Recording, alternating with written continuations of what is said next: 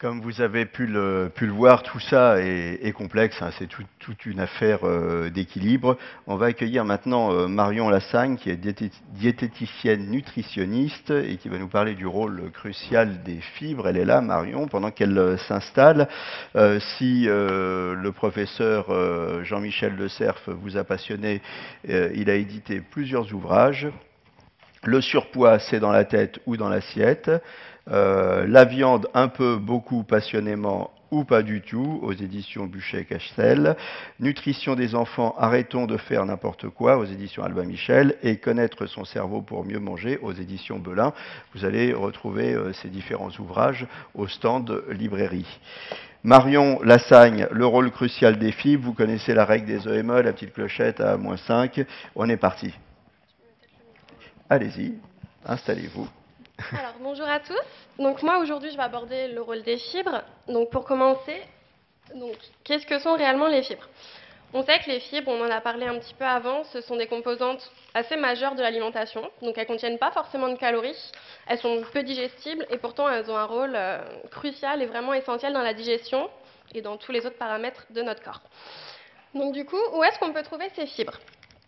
On peut les trouver principalement dans tout ce qui va être fruits, légumes, les céréales complètes, les légumineuses et toutes les graines, ce qui va regrouper principalement les oléagineux. On différencie deux types de fibres, les fibres solubles et les fibres insolubles. Donc principalement dans l'alimentation, on ne se prend pas trop la tête à différencier les deux. L'idée est d'avoir un petit peu de chaque groupe.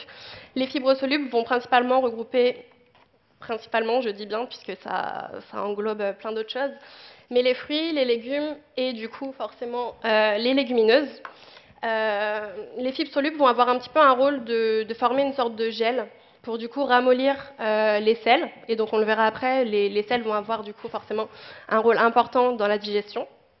Et du coup les fibres insolubles qui elles vont plus regrouper ce qui va être les céréales et les graines, vont plutôt former vont gonfler on va dire le volume des fibres et augmenter le volume des sels.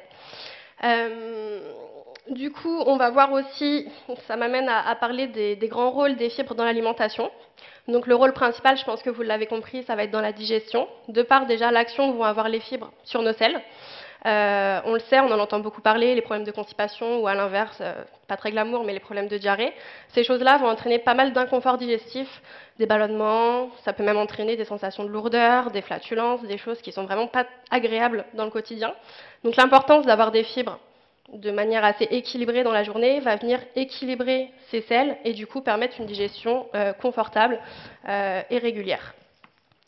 Le deuxième, on va dire, la deuxième action que peut avoir les fibres, ça va être aussi dans la régulation, on l'a vu juste avant aussi, des sensations alimentaires et notamment de la sensation de satiété.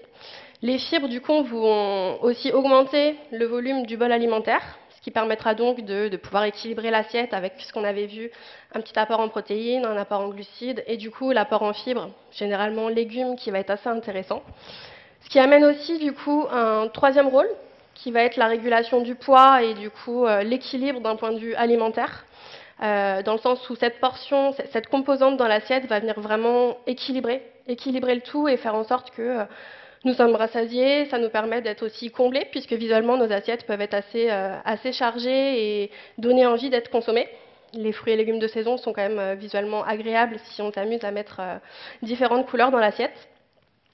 On va avoir aussi un rôle du coup très essentiel, l'apport en vitamines et minéraux.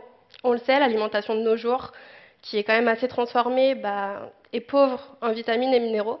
Donc principalement, les fruits et légumes vont en apporter pas mal, de préférence de saison, puisque des tomates en plein hiver auront très peu de bienfaits. On le sait, elles seront déjà en termes de goût, elles ne seront même pas agréables. Et puis en termes d'apport vitaminé, c'est très très faible. Donc c'est important d'avoir quand même pas mal de fruits et légumes de saison dans son alimentation. Et donc c'est cet apport en fibres qui va permettre régulation de la satiété, régulation du poids, équilibre alimentaire et un très grand rôle dans la digestion. Je pourrais aussi parler du coup d'un rôle assez important qui est le rôle préventif. C'est-à-dire que les fibres, on le sait, ça a été démontré, ont un rôle très important, un rôle de prévention de tout ce qui va être maladie cardiovasculaire, notamment les problèmes de diabète, puisque du coup, les fibres vont ralentir la digestion, ce qui va permettre aussi de ralentir l'absorption des sucres. Et du coup, dans le cas Allez-y. de personnes diabétiques, eh bien, c'est important. Ça a coupé. Allez-y. Un apport en fibres important pour forcément équilibrer ces taux de glycémie et éviter d'avoir des dérégulations, forcément. Ça a aussi un rôle, du coup, dans la régulation du cholestérol, ce qui est aussi assez important, puisqu'on le sait, de nos jours, beaucoup de personnes ont des soucis au niveau du cholestérol. Donc les fibres vont vraiment avoir aussi ce rôle de digestion et du coup ce rôle de ralentir, on va dire, l'absorption des lipides et du coup permettre vraiment une diminution de ce taux de cholestérol élevé. Même si plein d'autres paramètres rentrent en jeu là-dedans, mais globalement, les fibres peuvent avoir aussi cet intérêt. Ça a été démontré aussi dans de nombreuses problématiques, cancers colorectaux, des AVC, plein d'autres soucis de santé qui peuvent être on va dire, les fibres peuvent avoir un rôle préventif dans ces soucis-là. Je parle beaucoup de l'intérêt d'apporter des fibres dans l'alimentation, mais il faut aussi savoir que c'est un juste équilibre, comme pour tout, comme pour toute composante de l'alimentation, comme pour les calories, comme tout plein de choses. Les fibres sont intéressantes à partir du moment où elles sont en quantité équilibrée.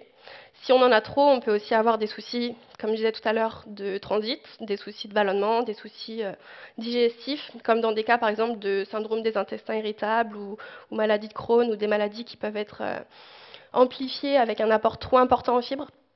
Donc c'est vraiment important d'avoir cette notion de juste équilibre, mais encore une fois, vous allez le comprendre aujourd'hui, c'est vraiment l'idée d'avoir une alimentation équilibrée avec un petit peu de tout dedans.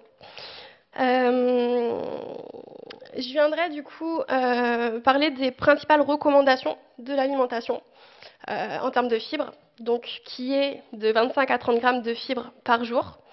On le sait, cet apport en fibres est rarement atteint, dans le sens où on est plus aux alentours de 15 grammes par jour.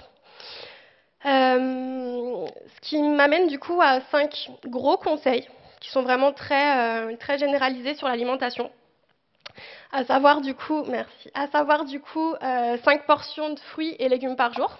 Donc on l'entend très souvent, mais du coup 5 portions de fruits et légumes par jour, c'est vraiment une portion. C'est-à-dire qu'une portion, c'est à peu près la taille de votre main, à peu près 100 grammes, selon les fruits et légumes bien sûr. C'est intéressant d'en avoir 5 portions dans sa journée, dans le sens où du coup ça nous permet vraiment d'avoir cet équilibre alimentaire. Ce qui pourrait être un apport en fruits au petit déjeuner, un apport en légumes le midi, un apport en légumes le soir, et puis pourquoi pas un fruit ailleurs dans la journée.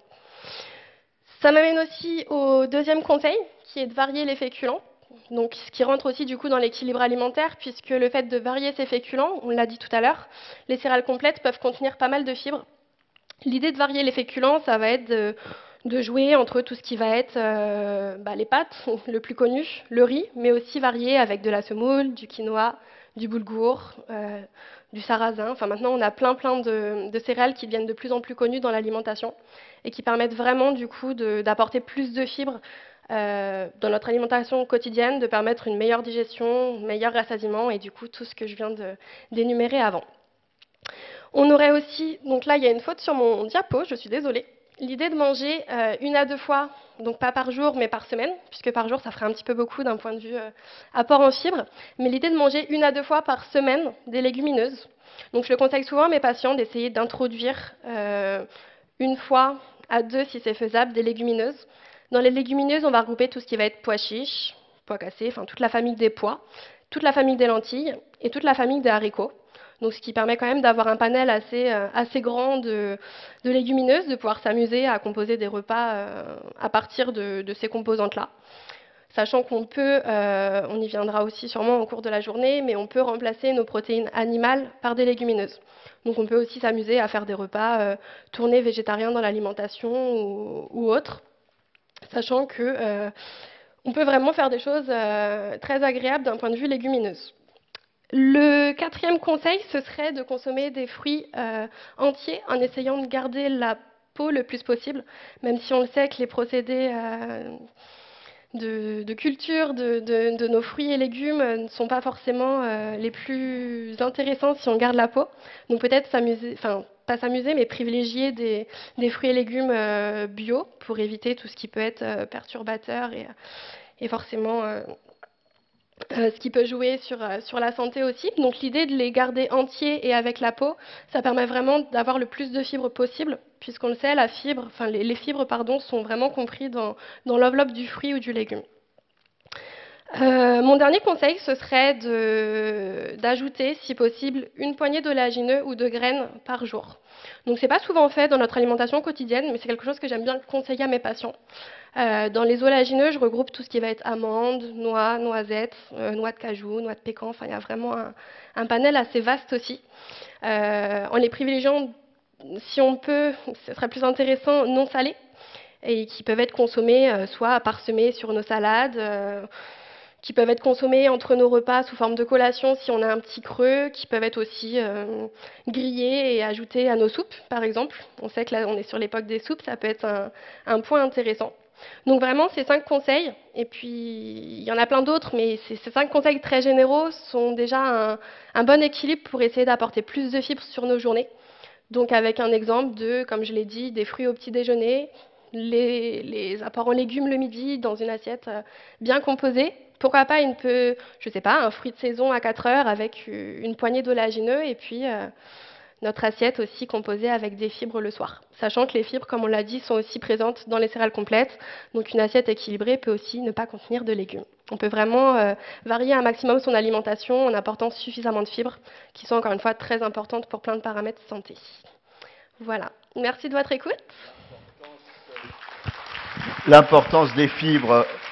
Merci Marion. Vous consultez où, Marion? Alors, je suis dans le 60, dans l'Oise, à Série-Fontaine, et j'interviens à Ony plusieurs fois par semaine. Voilà, si vous voulez en savoir plus sur les fibres, mais pas que. C'est ça. Hein, voilà, il faut aller voir Marion, ou plus proche, Emeline à Hermont. Merci beaucoup, Marion.